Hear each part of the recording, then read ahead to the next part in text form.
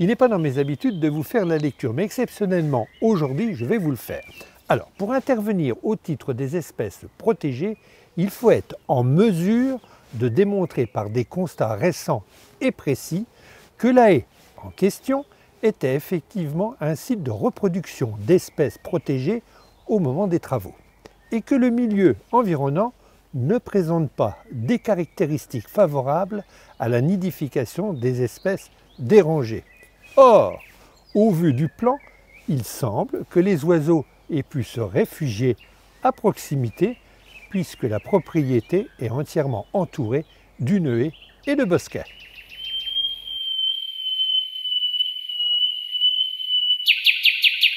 Maintenant, je vais vous raconter une petite histoire. Et franchement, ce n'est pas une histoire souriante.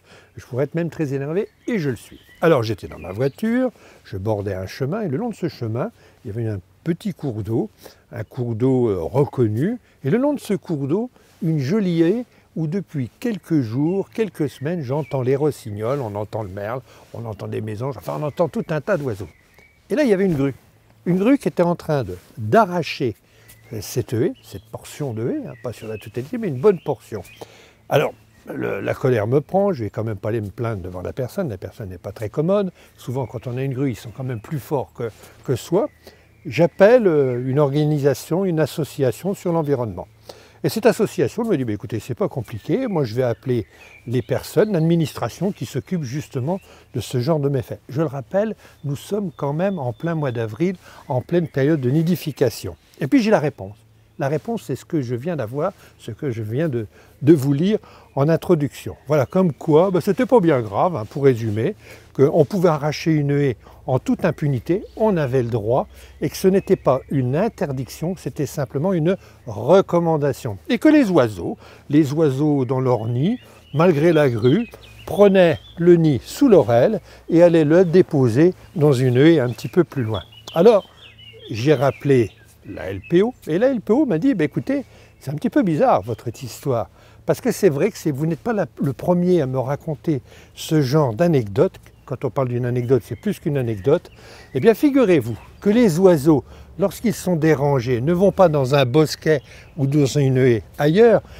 La haie est déjà occupée par d'autres oiseaux. Pire, s'ils retrouvent d'autres oiseaux, ça va être la bagarre. Et en fait, ces oiseaux qui étaient dans cette haie vont se retrouver dans une autre haie pour embêter les autres. Moralité de l'histoire, eh bien c'est une, excusez-moi de l'expression, c'est une belle connerie. Vous l'avez compris, on peut en toute impunité arracher une haie du moment que vous êtes chez vous. Alors que dans une autre vidéo, je vous avais parlé de réglementation. À partir du 1er avril jusqu'en 31 juillet, il était interdit de couper ou d'arracher une haie. Eh bien sachez que je me suis trompé. Ce n'est pas une réglementation, c'est une recommandation. En fait, chez vous, vous pouvez faire ce que vous voulez. Vous pouvez prendre la tronçonneuse, du moment que vous êtes chez vous, eh bien vous pouvez détruire une haie pendant la nidification. Comme quoi, vous l'avez bien compris, tout ça c'est une belle connerie. Et en attendant, écoutez, on entend toujours le rossignol et la fauvette à tête noire qui est toujours dans mon jardin.